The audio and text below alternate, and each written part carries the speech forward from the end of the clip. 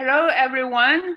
This is Bei Wu. I'm Dean's Professor in Global Health at the Royal Myers College of Nursing and the co-director of the NYU Aging Incubator at the New York University. I hope you're staying safe and well during this uncertain time. If this is your first time hearing about the NYU Aging Incubator, I'd like to briefly take a moment, introduce our initiative. The Aging Incubator was established in 2017 as one of our NYU's 3 university-wide initiatives. That means bringing together faculty and students from all disciplines who are involved in the study of aging and its impact. Our primary goal is to keep our NYU community informed and up to date on research, educational activities, events, and services for the aging population. Additionally, we strive to provide support for the development of innovative and interdisciplinary research, policy, and education endeavors to improve the health and the well-being of older adults. So on behalf of the NYU Aging Incubator's co-directors, Dr. Josh Chodosh and Vicky Rivas and myself, we would like to thank you for joining this webinar today. This is the first COVID-19's impact for our speaker series. This is the first, so we expect more to come in the near future. So today our theme is international perspectives of the COVID-19 pandemic, insights from China, England, and South Korea. So I'm very pleased and honored to introduce our 3 panelists, Dr. Zhou Zhu, Dr. Suman Kwon, and Dr. Adam Gordon. So I would like each of our panel members to introduce themselves. First, Dr. Zhou Zhu, please. Yeah, hi, Bei. Great to have you.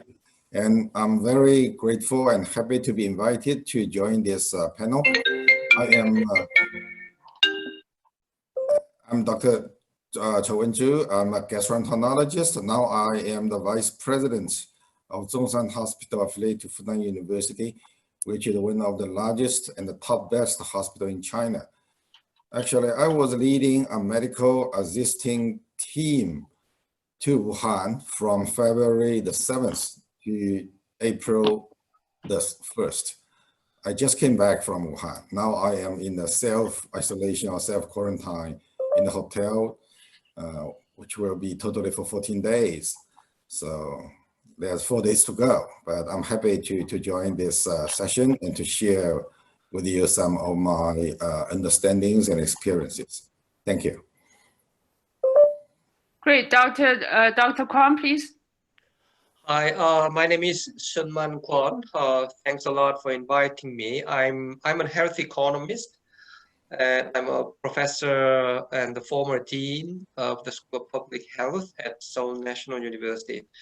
I work mainly on health policy issues in Korea and also around the world. I was the chief of the health sector group in the Asian Development Bank a few years ago. Thank you. Thank you.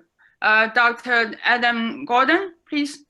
Hello, my name is Adam Gordon. I am Professor of Care of Older People at the University of Nottingham in the Midlands of England. I'm a geriatrician by background. Usually my life is split between being a health services researcher and a doctor who works in the community with people living in care homes. But more recently, over the past month, I have been diverting the majority of my time into supporting a COVID ward here in our acute hospital and also supporting our National Geriatric Society to prepare some of its guidelines on how to respond to COVID. So I've gone from being a health services research to a COVID practitioner almost overnight. Thank you, Adam. As you can see that we have these 3 very distinguished guests in this panel. So here is the format that we propose. So please submit, we will, after each panel's respond to some of the questions that we propose, then we will leave 30 minutes or so to have a Q&A. So please submit your questions through the Q&A sections. You can submit this via WeChat. We have Natasha collect all these questions. We will try our best to accommodate as many questions as we can during the last 30 minutes of our webinar. So without further ado, I would ask the first question. So here that basically one question is, what effort did each of your country made to combat COVID-19? What are the success and the failure of the efforts?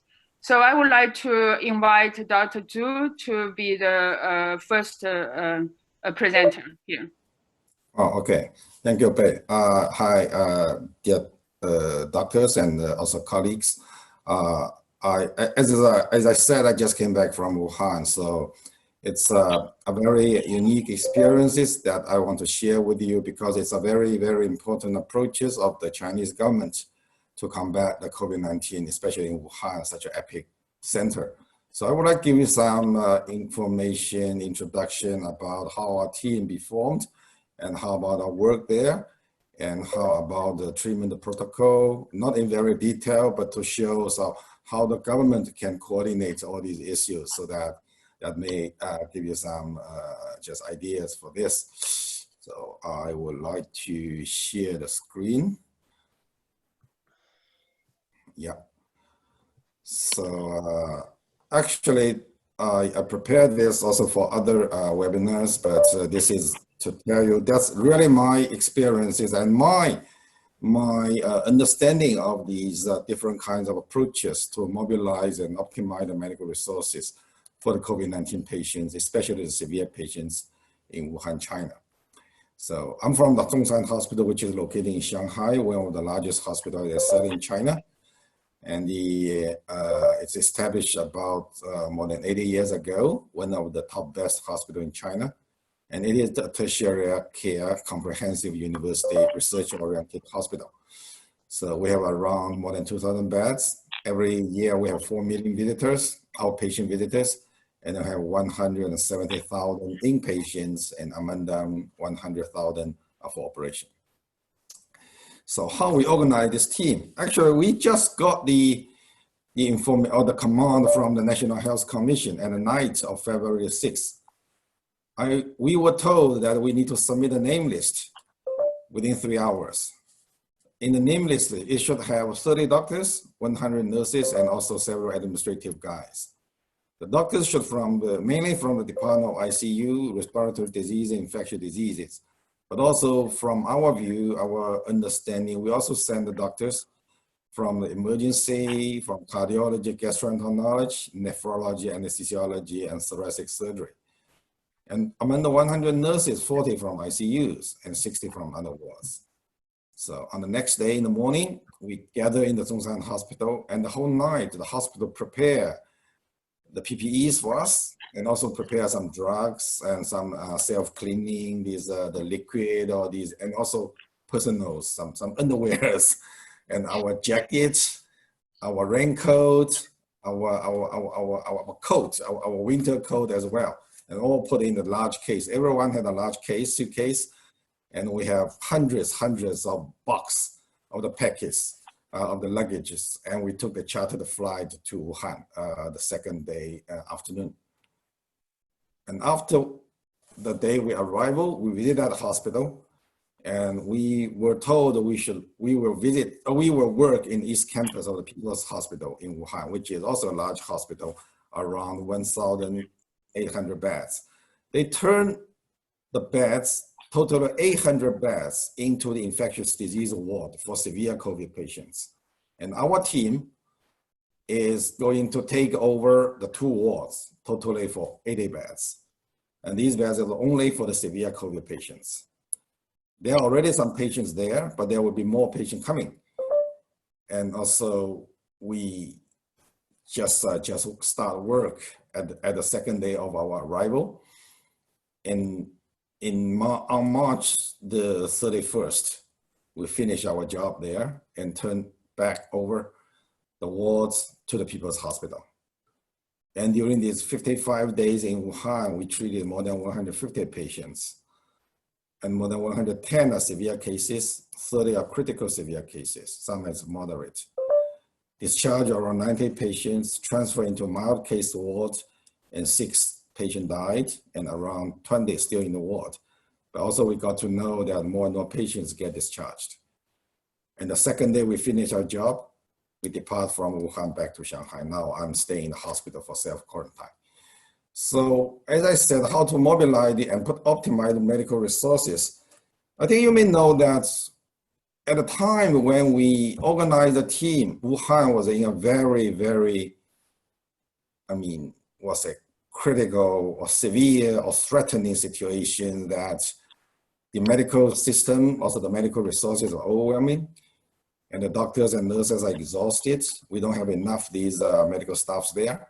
We don't have enough wards. We don't have enough beds.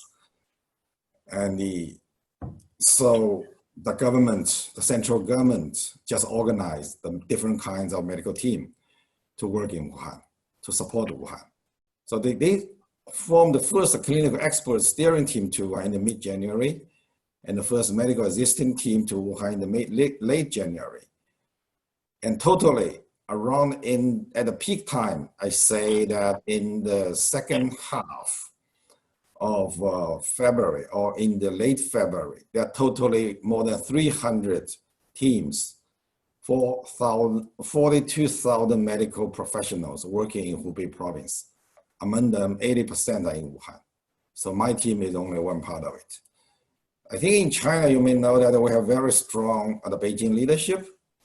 The vice premier stayed in Wuhan for months. The premier Li Keqiang went to Wuhan in the end of January, and President Xi Jinping also went to Wuhan in the beginning of March, which is showing that there's a turning phase of the situation in Wuhan. And all the provincial leadership was so strong that, including Hubei and also including Shanghai, they sent the teams there. And especially, I said, the National Health Commission, we call that, actually it's the Ministry of Health, play a very crucial role. It can mobilize all the resources in the medical resources, the hospital resources, because most of the large hospital, tertiary care hospital, are state hospital belonging to the Ministry of Health. So the minister can arrange all these kind of teams. And besides, they send the medical teams there. The National Health Commission and National Administration of Traditional Chinese Medicine, they released the diagnosis and treatment protocol for novel coronavirus pneumonia. And now also we have the version 7th issued in March the 3rd, which was still the latest version. And inside this protocol, we can find almost everything there, from the epidemiology, from the pathology, from the diagnosis, and from the grading, from the treatment, and from the transportation, and from all these issues. I'll show you later. And besides the diagnosis and treatment protocol, this is the Chinese version, surely. We just holding this. We had a prevention and control protocol, which is used for the CDCs, central CDC and the local CDCs. And even also for the community, how to follow, how to just do the community, the hygiene, and how to mobilize the populations, how to control these kind of diseases. And to enlarge the enrolled capacities, you know that in Wuhan, we turned the normal beds from large hospital into severe cases beds for infectious diseases for COVID-19. Also, we built a shelter at the Fangcang Hospital in Wuhan for mild cases. So, and also we established isolation observation stations in Wuhan for suspected cases. As according to the top leaders' command, leaving no patients unattended, leaving no patients untreated. So we greatly enlarged the capacity of receiving these patients. For severe cases coming to my hospital, also the other hospitals in this ward. The mild cases go to Fangcang, and for the suspected cases, they go to the isolation observation stations. So I think in the late February, we already have the beds waiting for the patients, not the patients waiting for the beds. But at the day when we arrive in Wuhan, the February the 7th or February the 9th, we start work. That at the time, it's very tough. Each day we enroll many, many patients. Yes. And I think in the late February, we have more beds than the patients, so that we can have a more thorough diagnosis and treatment for the patients, using more resources to treat the patients. And as for the Ministry of the Health, they keep very strict supervisory control of the quality and safety. They have touring around the instructions of steering groups. Also, we have online information, frequent checking, all online. You can get this information for your HI health information system. You can check it everywhere. And surely, like our team, we have a multidisciplinary treatment. Use these approaches to treat the patients, not only the ICU, not only the respiratory diseases. And we have case discussions, which is centralized, arranged by the Ministry of Health. And we continue education, whether the online or face-to-face or small group discussions, small group educations as well. As I said, for the diagnosis and treatment protocol, it almost have everything from etiological studies, from epidemiological studies, from pathological studies, the clinical characteristics, including the clinical appearance, the lab, the chest image, and also the case definitions, how about the clinical classification, mild, suspected, and severe cases, the critical severes, and how about some warning index for you to see about the severe and critical cases, and differential diagnosis. And when you find a case, how to report is also the protocols inside. As for the treatment, so you divide the patients according to their severity to the different venue. For severe cases in the large hospital, for mild cases in Fangcang, for suspect cases also in Fangcang, also the isolation center.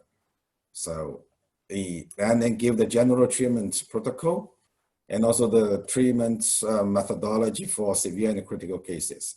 Surely, in China, we have to use some traditional Chinese medicine. So then you may select. So even to the antiviral therapy, we can use all these kind of agents, which, though they haven't been tested with the evidence-based medicine or the RCTs as well, but at least they show something effectiveness in a single arm or the observation, even on the in vitro studies that we can select. And surely we can all use that. The government also emphasized be aware of the contraindication and toxic side effect as well.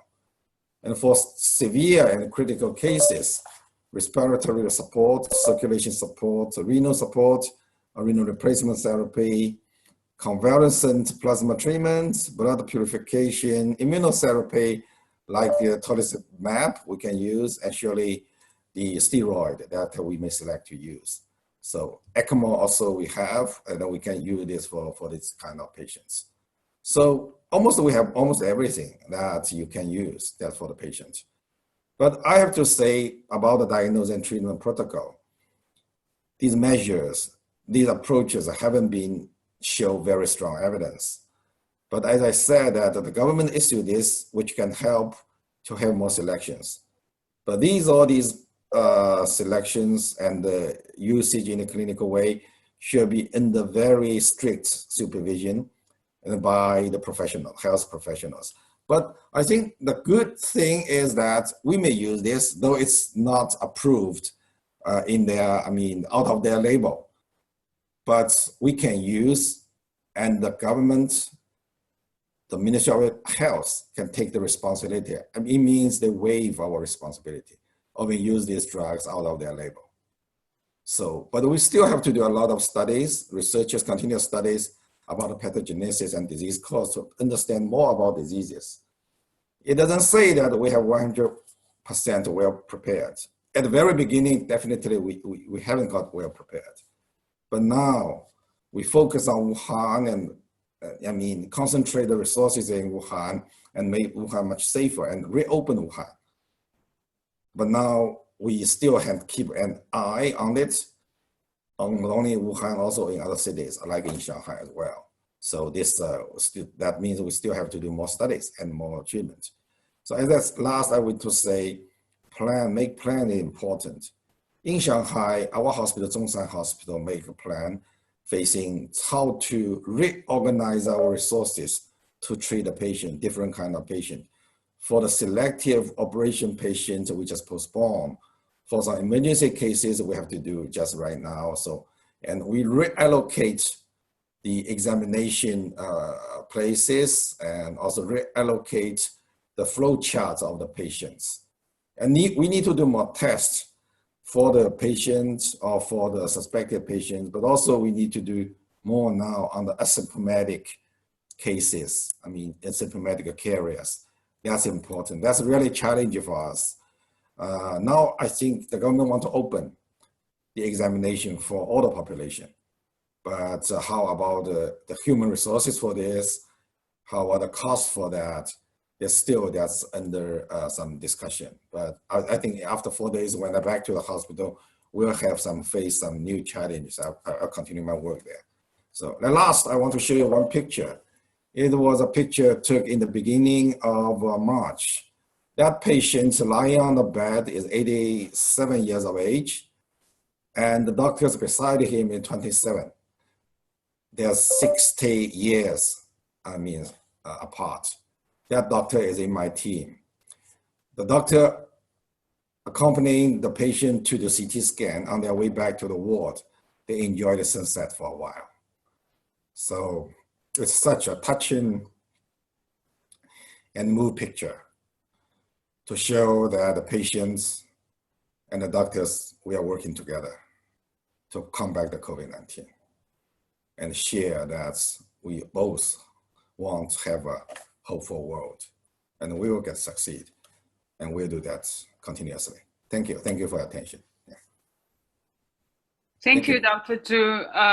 It is very exciting to also to hear the news that on April 8th, that Wuhan was the lifting of Wuhan, the reopening of Wuhan. So that thank you all and your team's effort. And also that gentleman got discharged yesterday. Great news. Back home. Yes. Yeah, that was actually that picture was so widely distributed on the internet as millions of people actually viewed this picture.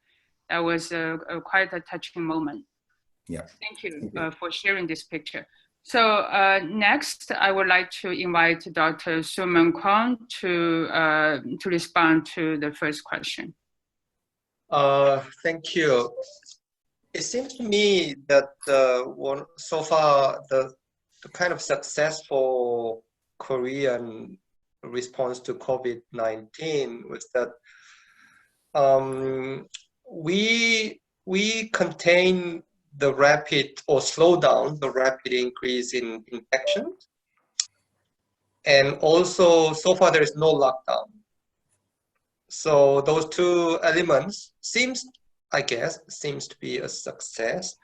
And what are the major factors behind, for this success? I think number one, a very rapid response by the government. Number two, mass scale of testing. And number three, I think a very aggressive tracing of the context. The first point, rapid response of the government, I think even at a very early stage, like around the end of January, government already planned to produce test kits and do a mass testing.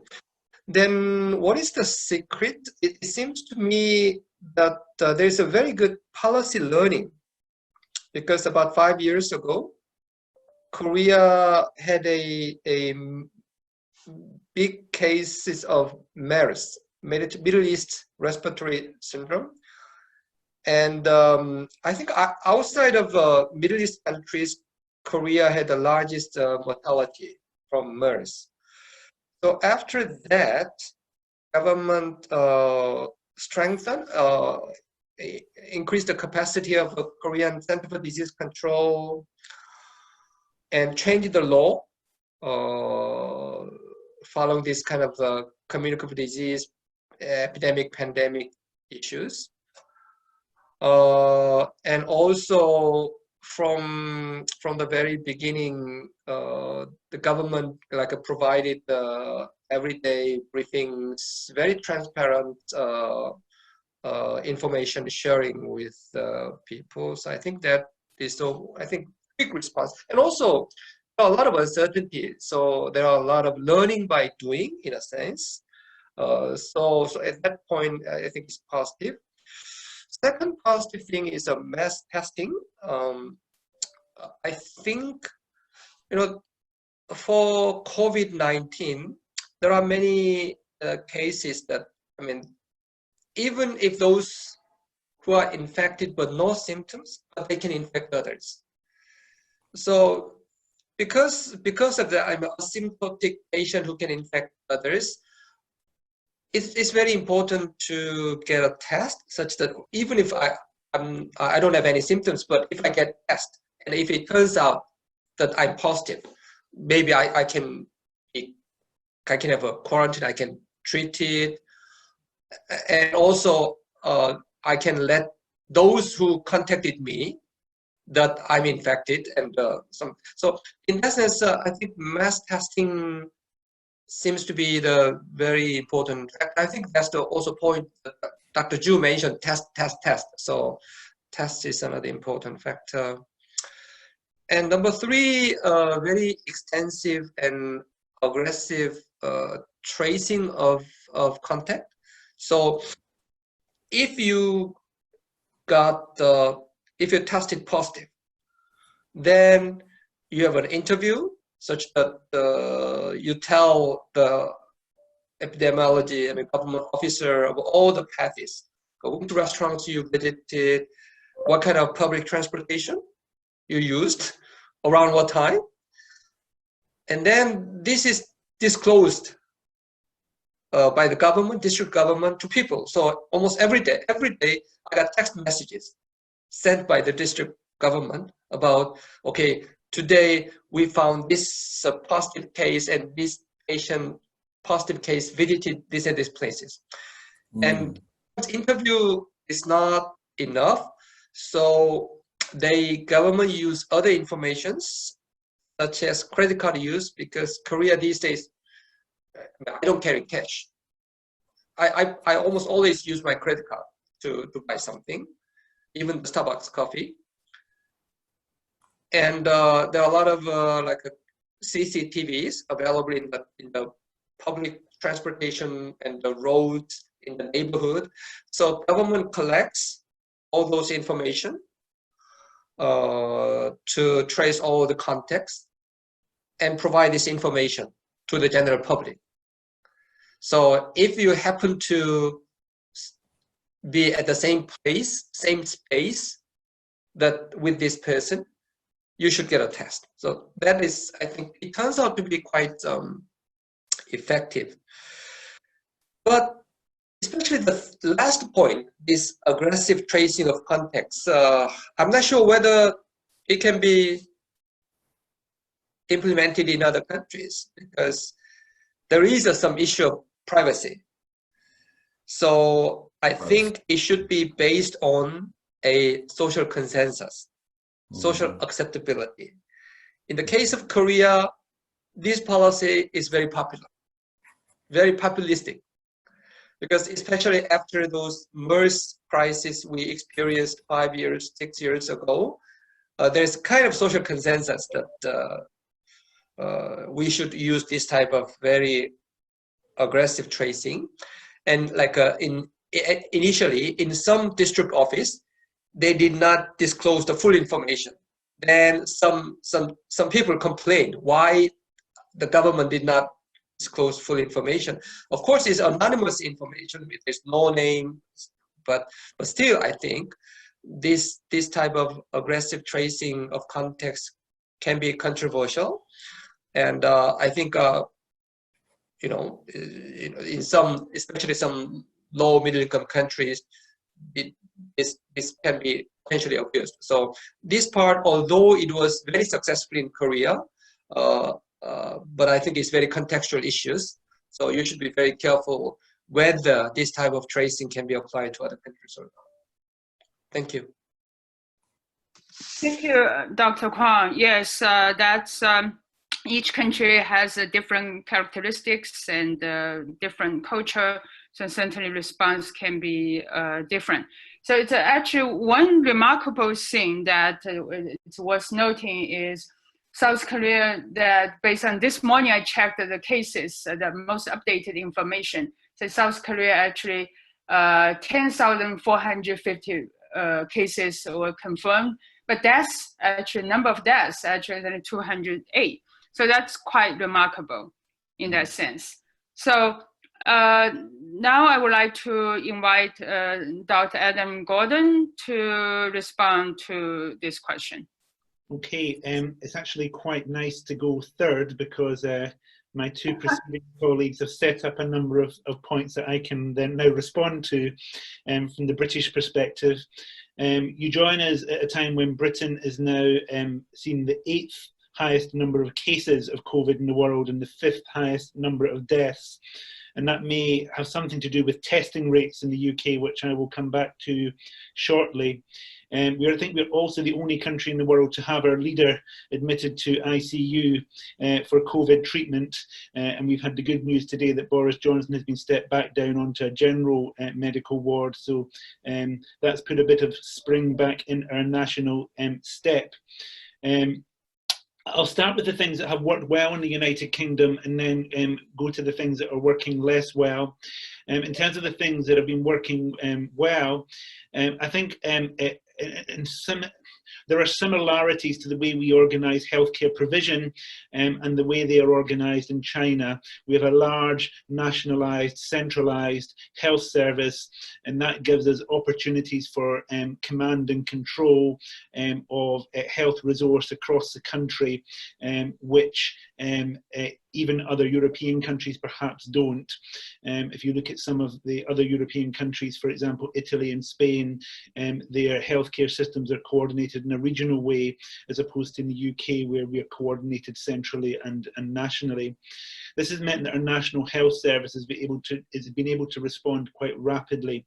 And what we've seen is rapid repurposing of general hospital beds, rapid development of additional intensive care capacity, rapid redeployment and retraining of staff to enable them to support people who they would perhaps not normally look after.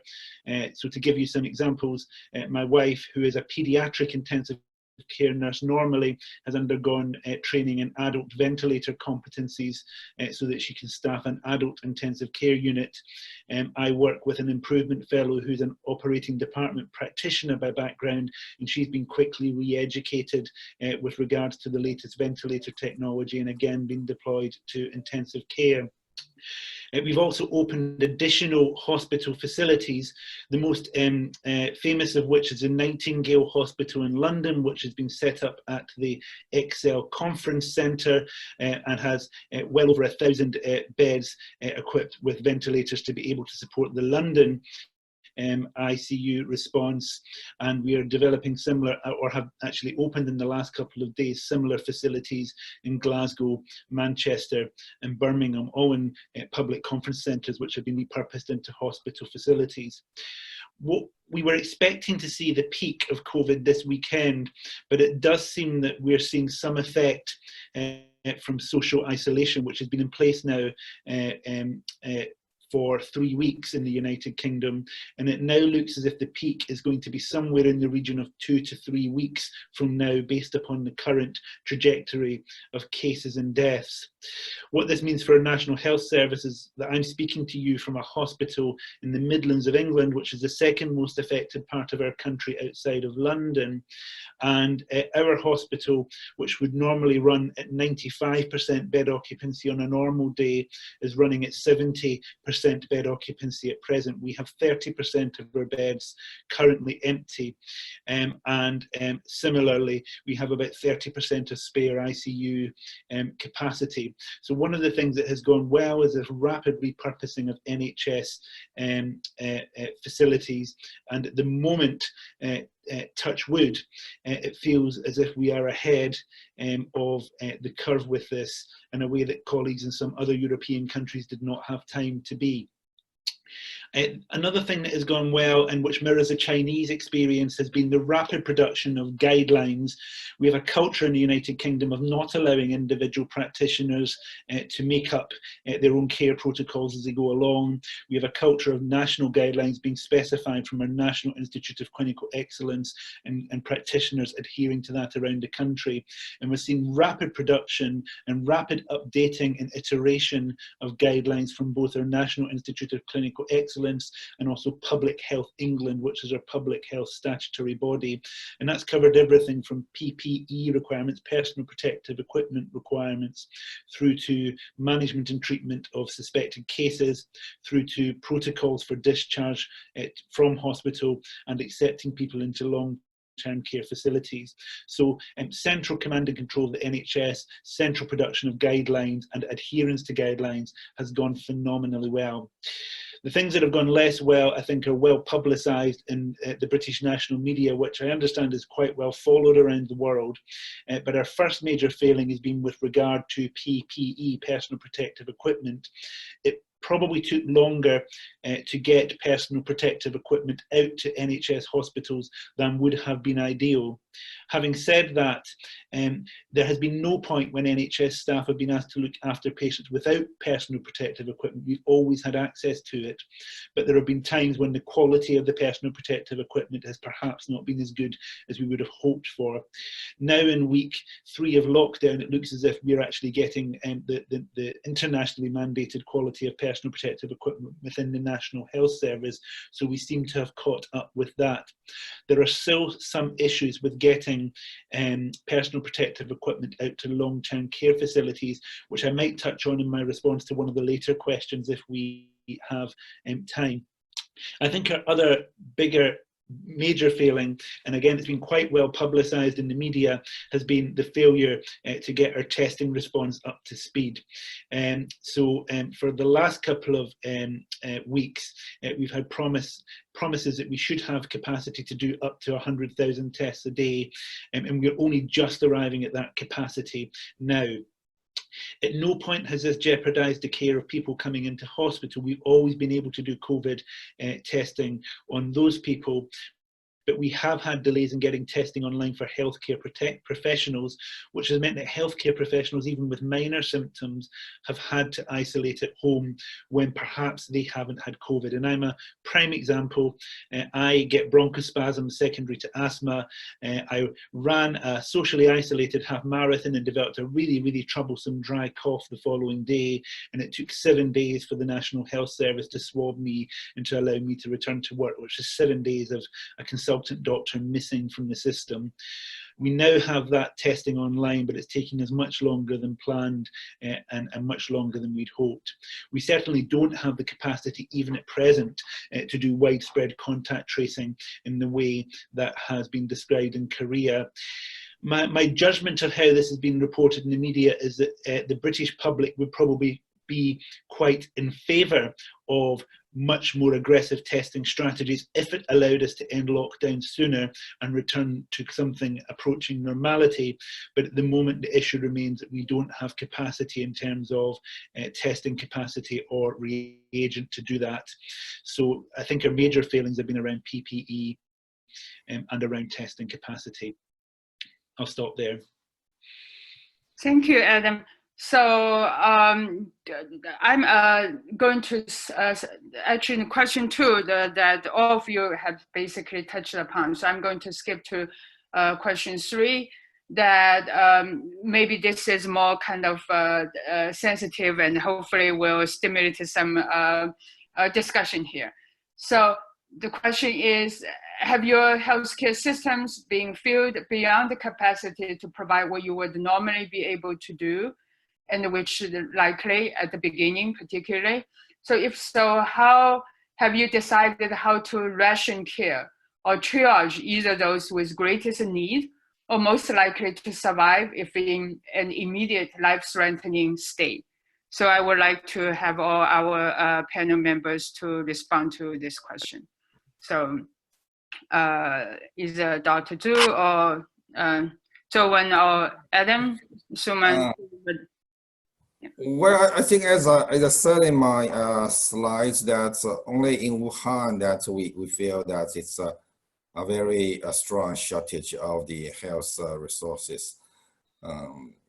Surely because of we have not got to know very thoroughly about this disease, and especially at the very beginning, the PPEs are not so covered for every health professionals. And then its outbreak then had happened, and so the Wuhan, and also I think there's also some problems about the media. It should make clear, but that's only afterwards, that it should make clear some mild symptoms do not need to go to the hospital. As the patients are so crowded, I saw the television and in the fever clinic, whatever the mild case or the severe case, all crowded that gathered in the fever clinic. That's a kind of, but they cannot get appropriate treatment, appropriate diagnosis. So in Wuhan at that time, it was very sad. But after that, so when we have the medical team there and also just rotate their resources, it's getting better. But in Shanghai, actually, Shanghai is an open city, and we had a strong team not in the hospital, but are very strong CDCs. We in Shanghai, the CDC people trace every cases, every suspect cases, and also trace the close contact persons very strictly. And we have two, let's say, designated hospitals in Shanghai, only for COVID-19. Just one is the Shanghai General Hospital for Infectious Diseases, and one is our children's hospital. Just totally, they have around 10 patients, 10 children patients. But in the Shanghai Public Health Clinical Center, they have hundreds. Now, till now, around 400 patients.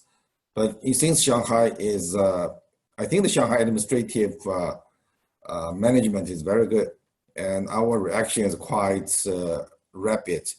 And especially our health resources in Shanghai is quite sufficient. So, but when I work in the Wuhan, Shanghai, that has almost quite stable. But in the end of my stay in Wuhan, Shanghai facing a very heavy pressure of imported cases. Because the government closed down the Beijing airport. Most of the international flight came to Shanghai. And also the government made the decision to test all the passengers about their fever, about their feelings, about their epidemiological data, and try to quarantine them in a hotel. It's very costly, but costly is one side. And how to manage, how to have mobilize the health resources, the human resources to do this is really a challenge. And the nearby province also send medical team to Shanghai, or the CDC team to Shanghai to help to manage the passengers from foreign countries or foreign regions in Shanghai.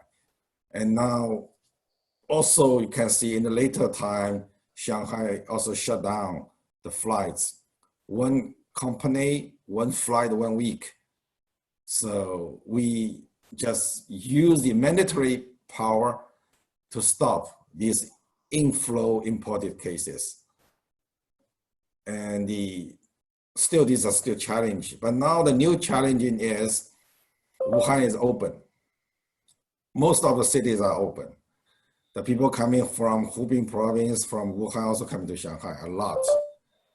And how about those cases without symptoms, asymptomatic carriers or asymptomatic infected cases? So that's kind of the new challenges for us. But I think, anyway, The bottom line is in Wuhan in the mid-January or in late January. But the problem is, if we want to make a very strict supervision about all these spreads, like just in Shanghai or the other cities, how long it will take, how large it will still affect our life, and how long it will affect the economic activities, the social life, how long it takes that we're back to our normal life. So that's really, really tough decision for Shanghai and also for the other cities. Only in health we can handle, but it's not only in health. It must be very tough. It's you can say administrative or political decision. Yes, yeah, that's what it's so important to that the need to kind of economy need to back up and but it's a balance how China certainly cannot afford to have the second wave of outbreak. So it is a balance. So it's a very still in a very challenging period of time. So Suman or Adam? Yeah. Okay. In Korea, as I mentioned, it's mass testing, like more than 500,000 tested. So the immediate result is there's a huge surge in the cases. So at the beginning, all those tested positive cases were hospitalized. And then it became very obvious that there are too many cases. So I think there's some kind of innovation in a sense. I think it's one, of course, I think you've heard about the drive-through testing in Korea. That's very clever way. But another kind of policy innovation in Korea in terms of this allocation of resources is that in the case of Korea, some local government units and big hospitals, they have their own facility. Like they have some training facilities such that when they hire new staff, the new staff stay in those facilities, kind of usually located in the suburban area, the big like hotel kind of thing. So those staff stay there and get some training on the job. I mean, kind of when they first start the job.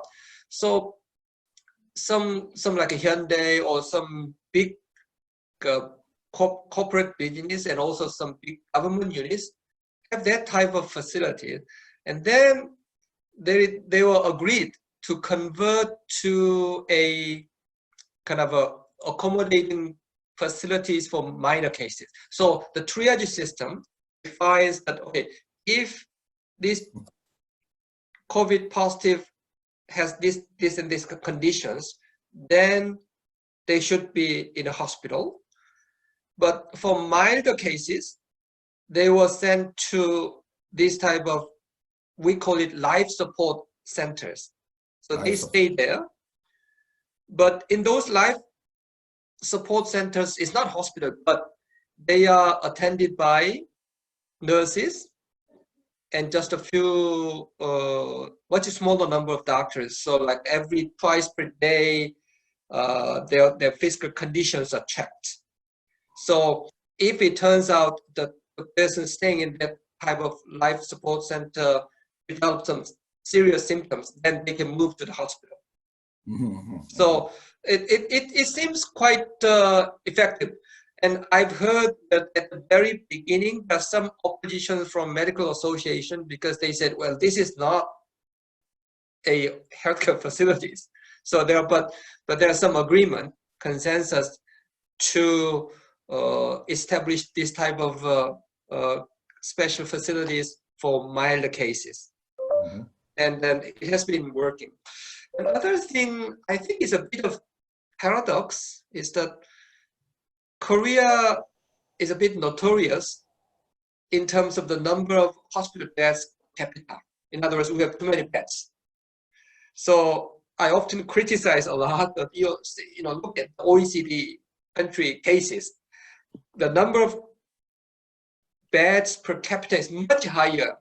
Usually Korea and Japan are top 2 countries in terms of number. So that means we have too many beds, we have too many hospitalizations. But it turns out that in this type of sudden increase in the demand for hospital beds, the fact that we have some excess bed seems okay in this emergency situation. And that's why I'm saying it's a paradox. It's very, because Korean hospital system is very inefficient, I think. As a researcher, I always criticize it's too many beds. Anyway, so that's another observation from me. So I can lead straight on from there and say the UK has never been criticised for having too many beds. That's interesting, this question for us, and it does touch upon an issue which has been quite emotive in the United Kingdom and quite widely discussed, which is this idea of escalation and triage. And I know, just looking at the Q&As, that someone's answered a question or asked a question about ageism, so I might just try to capture that in how I respond. If we start first with the intensive care question, quite near the beginning of the pandemic, our National Institute of Clinical Excellence produced specific guidelines on escalation of patients to intensive care. And that was done very hurriedly. So usually our National Institute of Clinical Excellence would take 12 months to prepare a guideline. This one was written in 72 hours, including quality checking and consensus. So it was hurried through the system very rapidly. There was a real worry in producing that the resulting guidelines, by looking at who does well and who does less well in intensive care, would effectively be ageist, because it would exclude people entirely on the basis of age. Part of the response to that was to introduce, instead of age as a cutoff, frailty as a concept, to try to decide who would benefit most from intensive care. And the decision was made to use the clinical frailty scale, which is a 9-point clinical scale, in order to determine who would benefit most from intensive care.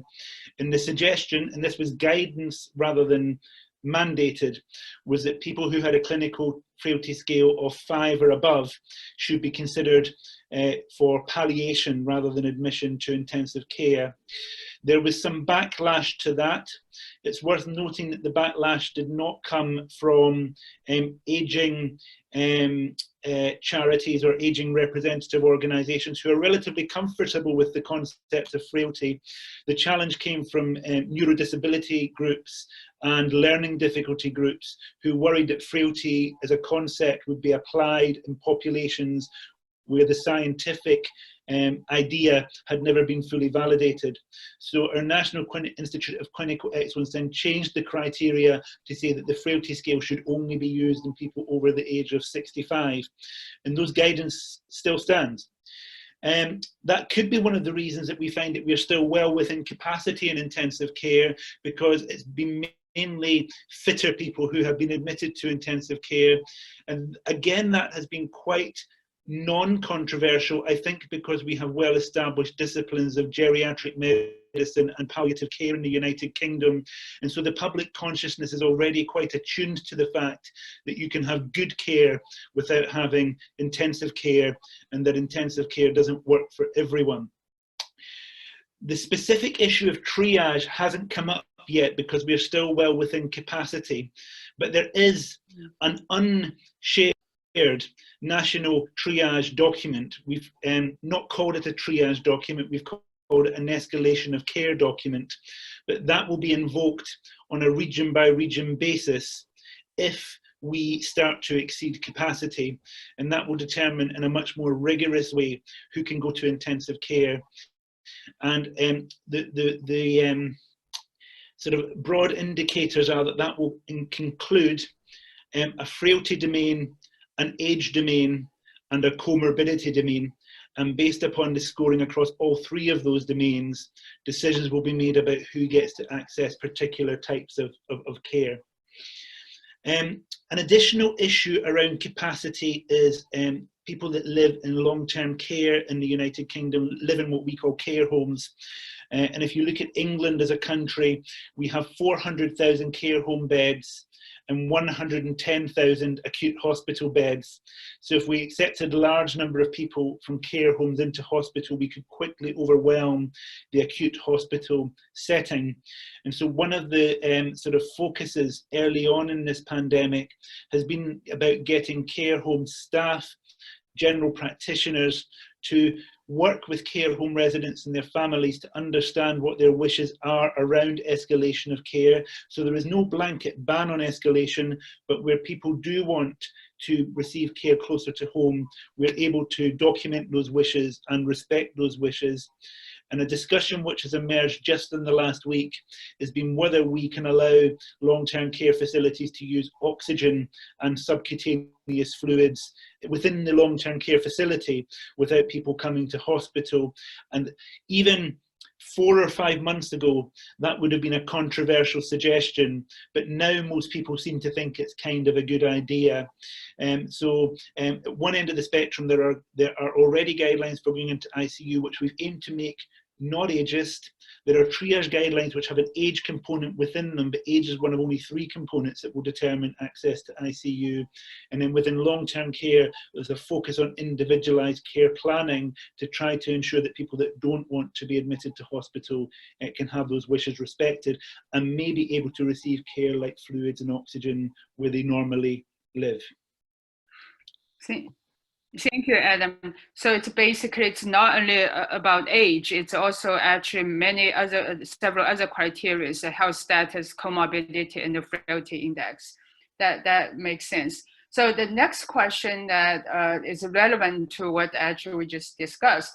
So in terms of transitional care, for older adults with transitional care.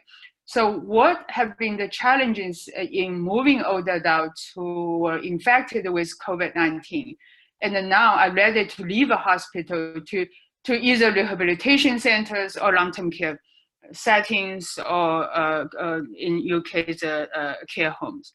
So can you provide some response?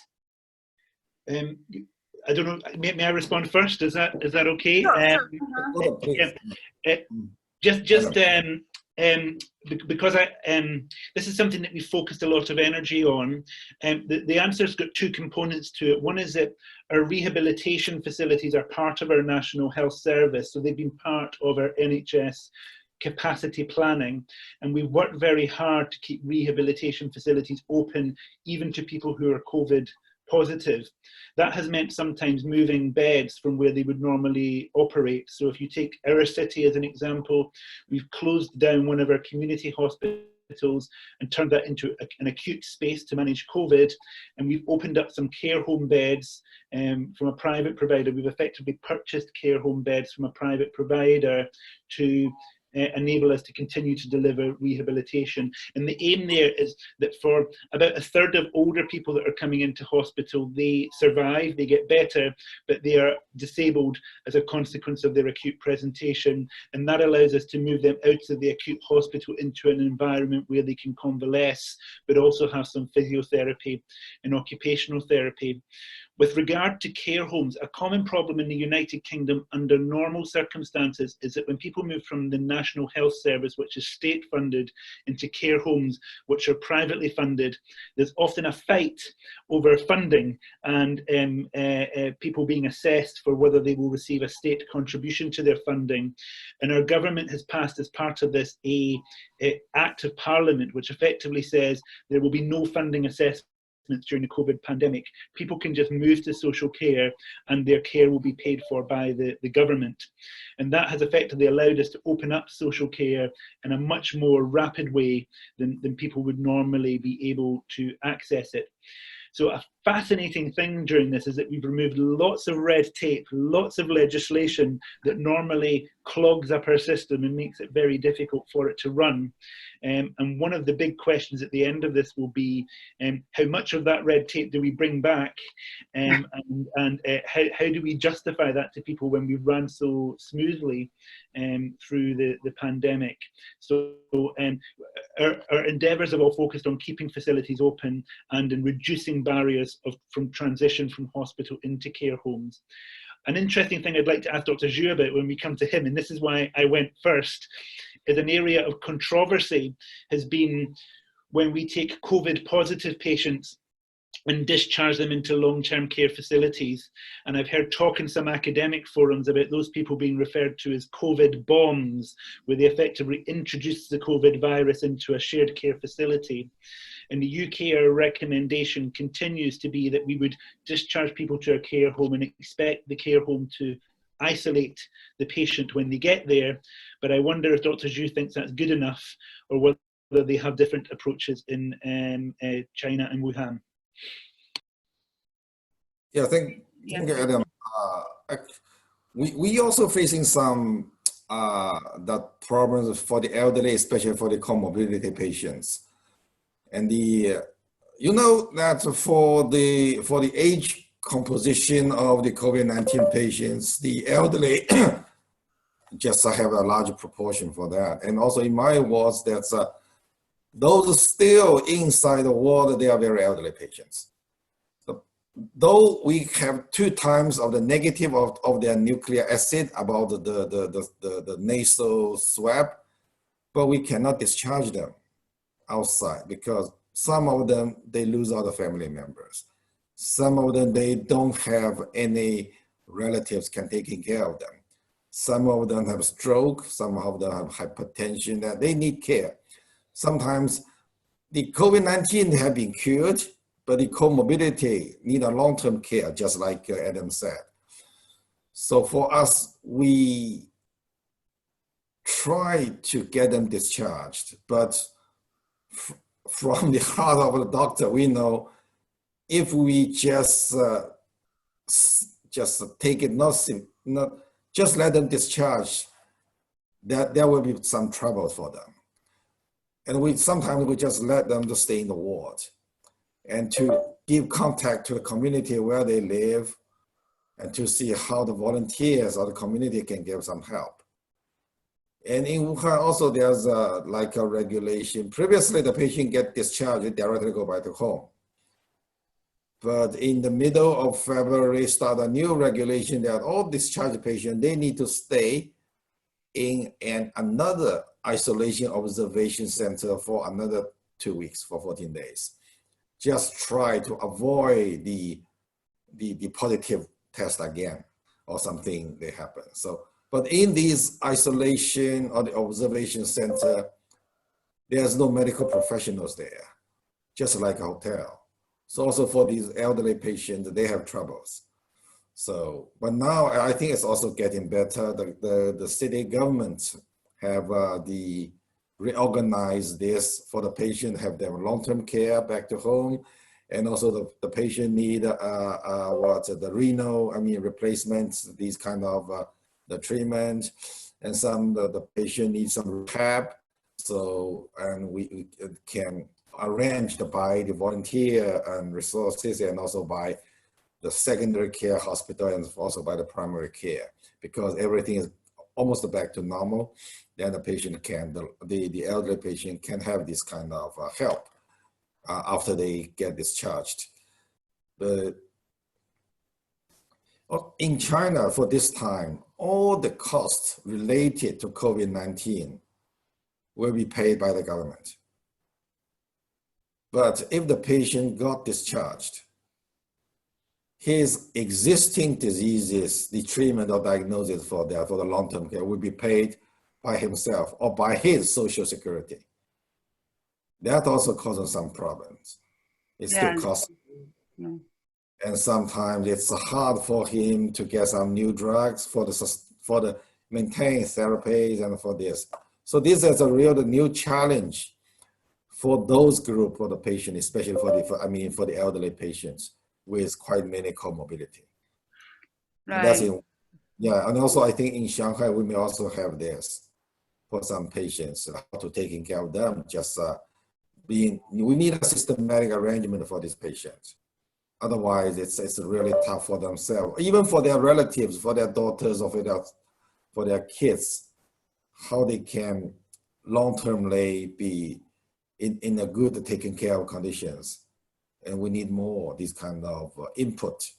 This input is not only the money, but also like the health assistance or the these kind of issues, all the nursing assistants to help these guys, all the volunteers, all the social workers to help with this.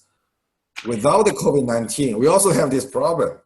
And have the COVID-19, we may, this problem get more obvious and need to do more things to deal with that. Yeah, this is many issues involved in terms of payment, in terms of care resources, etc. So the next question actually is also in many people's mind in terms of taking care for older adults. So what has happened to older adults in your country who have been relying on others, for example, family members, adult daycare centers, in-home visiting staff, etc., to help them with day-to-day care. But now these other people are not able to provide help because of the quarantine, because of lockdown. So that's actually also a major problem. So any thoughts on that? This is a real worry. I mean, we have been in lockdown now for 3 weeks in the United Kingdom. And so for people that have state-funded care, and people do often get state-funded care at home to support them in the United Kingdom, the major barrier to continued delivery of care has been getting sufficient personal protective equipment to the care staff. And there were a few examples earlier on in this pandemic where the care staff couldn't get their hands on PPE, so couldn't get in to deliver routine care. We seem now to be getting on top of that, which means that people that have state-funded care packages, and that could be visits into their own home up to 4 times a day, can have that from staff with appropriate personal protective equipment. For people whose needs can't be met by those staff, we've seen that some of those are having to be admitted to care homes or to long-term care facilities. But as I mentioned before, there's been a lot of red tape removed from the admission criteria to those facilities, which has actually opened up capacity to look after those people. But those are the people that we're sighted on, the people we can see. The worry is the people we can't see.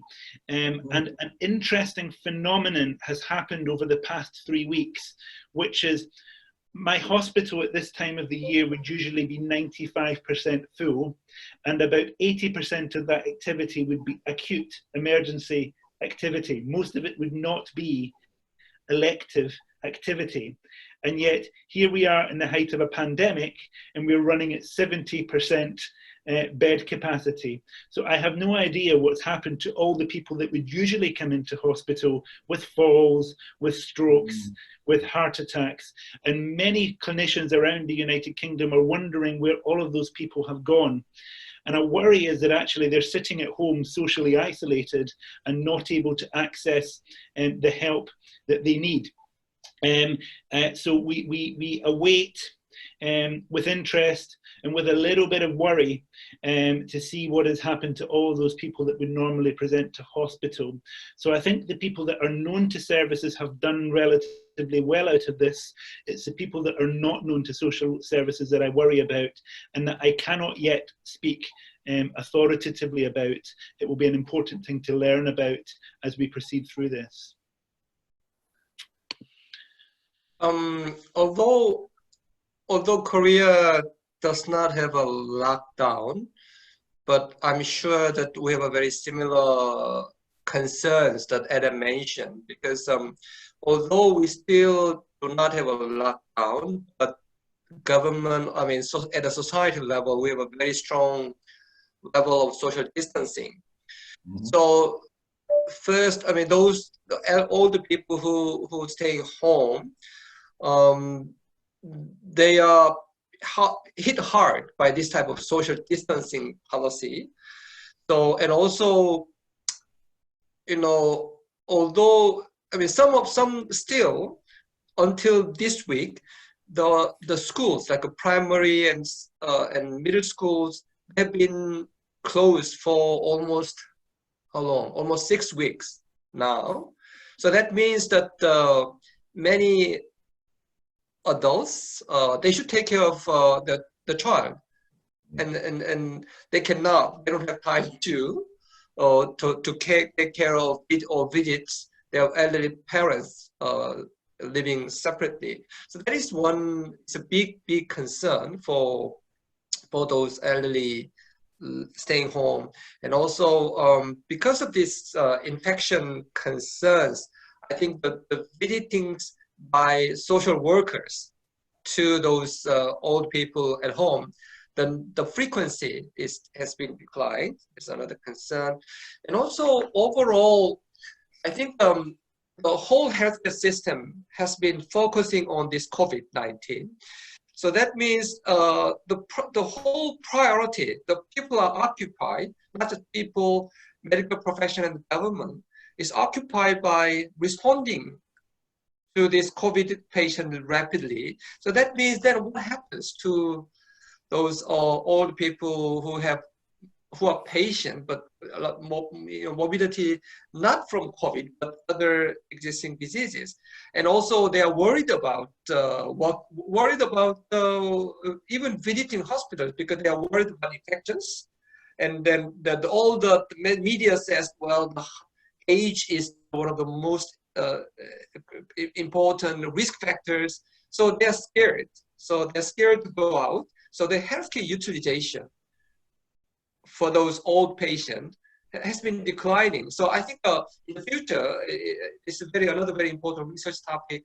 Is there any cost, a social cost, I mean, for those old patients who have a patient from other diseases? I mean, how much they suffer from this COVID, whole pandemics.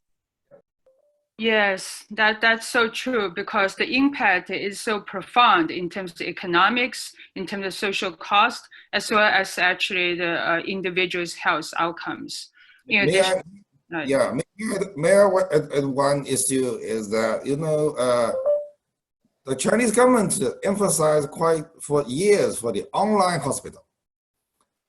So we try to get the online hospital service for those for chronic diseases patients, because currently, I mean, just before the COVID-19 attack, the patients, whatever they have chronic hypertension or diabetes, they have to come to the hospital to get the drugs. And the longest treatment term for them is around 2 weeks or 3 weeks. And facing the COVID-19, the Shanghai government accelerated the online hospital approval. And they can get a service, the patient with the chronic disease can get a service to get the drugs for 3 months. So that's make them much more relatively easier, not necessary to go to the hospital because the hospital also not a safe place. But how we provide this service to the elderly patients? They don't know how to get online. Yeah. They need help. So that means the primary health care, the health workers or the family doctor or the GPs need to do more things for these elderly patients with chronic diseases. That's whether they have COVID-19 or not. Yeah. So they have education and help to get the drugs on the online to send to the patient's family at home.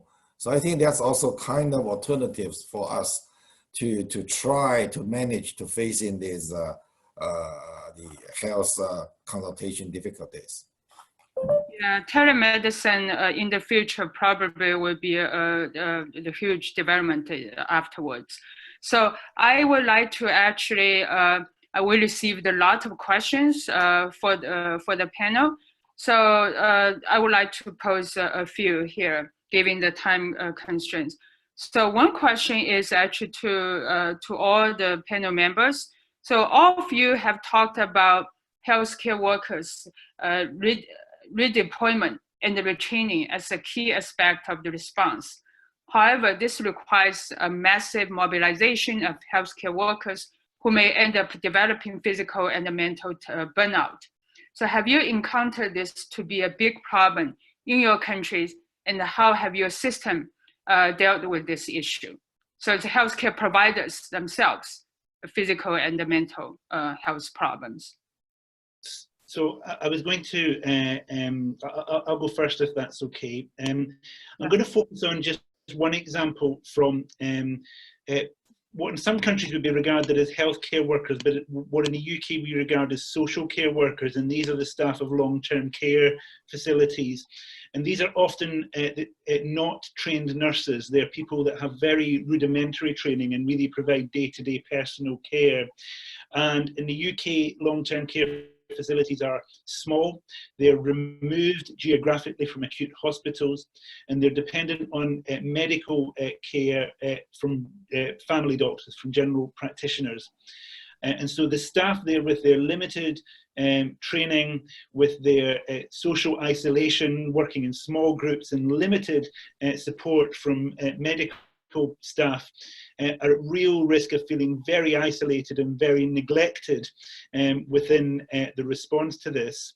You know, an interesting phenomenon that's happened in our media is our media seems to have discovered for the first time that we have a care home sector, and that it's a very worthy sector, when for years the only time the media would ever report on care homes is if they made a mistake. An interesting response we've seen is you know, I have something of a national reputation as a care home researcher and leader in the field, and some care home managers came to me quite early on in this and said we need to set up some sort of support group, a community of practice to support these staff who are isolated by themselves. And having tried to set up communities of practice in this sector before, it often takes months to develop, you know, the right technology and the terms of reference and the terms of engagement and recruit people. And we decided just to get on and do it, and we set up a WhatsApp group, and within 2 weeks, 14 days, the WhatsApp group had 250 members from around the country, all representing different care homes. We exceeded the capacity of WhatsApp to add additional members. So we then had to get some IT guy to write us a program very quickly to invite everyone onto, but we've now developed an app that people can join in on. And so over the course of 3 weeks, we now have this community of practice with 500 members. And if you look at the sort of things that are being discussed on that, they range dramatically. And sometimes people are coming looking for expert advice. You know, what PPE should I be using for this situation? How should I be managing this difficult resident with behavioural problems when I have to isolate them? Sometimes they're coming for moral support. You know, I feel very alone. Can I just speak to someone right now? But one of the really fascinating things about that is it's really helped to bring those people who were in very small isolated groups together to form a community of practice where they could morally support each other, intellectually support each other, and share information with each other. And I think that's been a phrase in English is often that every cloud has a silver lining. And one of the silver linings of this for me is the way in which a lot of staff groups have come together to develop these communities of practice. There's no doubt that without that type of support, a lot of people will be feeling very lonely and very isolated right now. And I think one of your later questions was what could be researched through this. I think one of the things we could research through this is how to make sure that we build that type of support mechanism into people's everyday lives, rather than waiting for a pandemic to come along in order to establish it. Great, Adams. Any other feedback from the panel? Now, I think in China also we emphasize a lot on the community self-management or self-administration. And it's when President Xi Jinping visited Wuhan on March the 10th, in his speech, he thanks for the medical professionals, the doctors and the nurses, but also his thanks for the community professionals and the community volunteers, because in China, the central government or the Communist Party of China, they has issued a very important document, try to emphasize the function of the community especially in the city and also in the suburban or urban area, especially for this, try to get the service and surely also the management or maybe some the functions of the government to reach to the community. And it's arranged the the government staffs and also the volunteers work together. In Wuhan, the government, the servants from the district, they also went to the community to work there and continuously to taking care of the residents there and for the medical, for daily life services for this. So I think it's a good way to do. And also, as Adam said, you have the WhatsApp group and we have WeChat group. So the WeChat can dramatically draw all these attention to that. In the WeChat, and we can almost do everything. So, and this issued some of the regulations and also make some announcement for some new changes and make announcement of open the city or something, many issues that we can do. And it's also can exchange ideas, even have a karaoke through the WeChat. So let them to really in such an intensive work, but try to relax something and let them to feel that let the community servants and the community volunteers serve they support the others, but they are also supported. And so I think that's in Wuhan that have this, and also in Shanghai, there's a community function have been greatly emphasized. I think then they self-lock down the community. They have the cleaning routes and to checking all these the residents get in back to their house, to their home, but also the visitors had a very strict the questioning for them. So I think that's good in a sense of to keep the healthy and safer. That's play some roles, and I think that's actually this also play a very important and a functional role that in control of the disease, the spreading of the virus of the diseases. There's many issues that can be done through the community, the function. That's it. Okay, thank you. One quick question actually from the audience. Were medical AI tools actually using any of these countries for diagnosis? Artificial intelligence tools.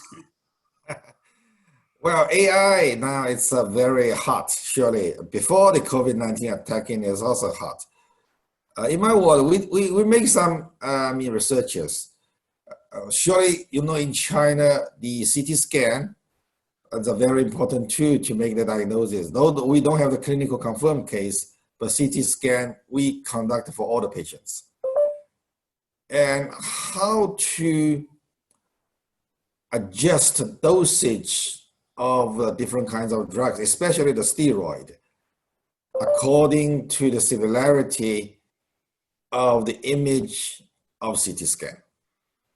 There must some linkage in between. We cannot conduct the liver function, ask the patient to exhale for this transfusion, but for CT scan or for DR,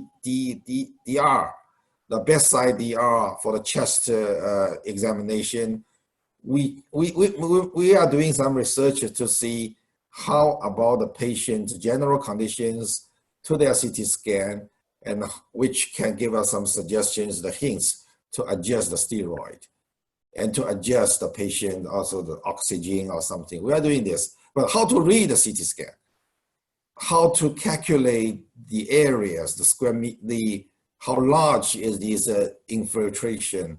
So we the AI something. So that's already mature technology to use this. But also some AI company or some the software company try to send us some robots that can robotics that can help us to do something. I refuse. I think that's infectious. Well, we don't need that. It's a kind of, but in our hotel we have some these kind of robots to carry something, to even we can talk with each other. So just something. But for just I give you the example of the AI, we use the AI to read the CT scan and make estimation, try to find a linkage between from the clinical appearance, and also make adjustments of the drugs. So that's we have that. Thank you. So I know Dr. Kwon needs to leave in 3 minutes. So, and the end of the session would be, so moving forward, so just a very quick kind of viewpoint from each of you. So that, what do you think, what your recommendation for some of key areas for research in the future? Very quick kind of response from the audience. Well, for me, in general, I'm very interested in the equity issues, equity lens, and also for this COVID-19 pandemics, I saw a lot of equity issues, like in Korea, even in Korea, the vulnerable population, like poor people, older people, children in the poor family, they seem to be hit hard in general, like in economic terms, health issues. And also I work a lot on low-income countries. So I see that the whole this, low-income countries, they are suffering a lot more than the, so in a given society or across countries. I think its equity lens is a very important issue. So we should take care of this issue as a researcher or from a policy perspective. Thank you very much. Any other comments from the panel? I would echo that. One of the interesting discussions I had was with a director of adult social care who runs social care for a region in the UK, and he said, isn't it amazing all this red tape that we've cut and that we've moved to one side? He said, but I do worry within that that some individual choice, some autonomy for patients and care home residents and older people with frailty may have been lost as we try to serve the system, as we try to keep the system going. He said, certainly, Britain has a kind of Anglo-Saxon approach to the rights of the individual, which sort of resonates with the North American approach, I think. And he felt that one of the big questions would be how we re-equilibrate and readjust back to a more normal way of working after we've moved so many norms. I think from a health services researcher point of view, I'm fascinated by how we've changed processes and procedures within 48 hours or 24 hours sometimes, that previously would have taken us a year or a decade to do. And I want to learn something from that. What is it we can do to enact the things that we really believe need to happen much more rapidly? And what can we learn from the pandemic about how to do that? And I think that could be one of the real positive messages that we take away from this, so long as we remember to respect the right and autonomy of the individual within that. Okay, thank you so much. That I would like to end this. Dr. Zhu, do you have any further comments? Well, I think I'm a clinician, but I think for facing the infectious disease or contagious diseases, prevention and control is much more important than the treatment. So I think in our country, we need a mechanism which can really trigger the alarm and let the population, the government get well prepared in advance. That's a mechanism for alarm. I think that's more important. And after SARS attack, it was said that we had such a system, but this time I didn't see it work. And so the problems and the question marks, there's a lot. But really, we need something to do by the mechanism, not by the individual, not the person itself. To use this mechanism to control, to surveillance, and to trigger the alarm. I think that's important. Thank you. As we know, this outbreak is still evolving, that we need to continue to learn from each other to have a global collaboration. Thank you so much for our panel members. I would like to also thank you all for the audience to actually be here with us for the last 90 minutes or so. Thank you so much. I would like to end this session now. Thank you. Thank you. Thank you. Thank you. Bye. Bye. Thank you. Bye. Bye. Bye. Bye. Bye.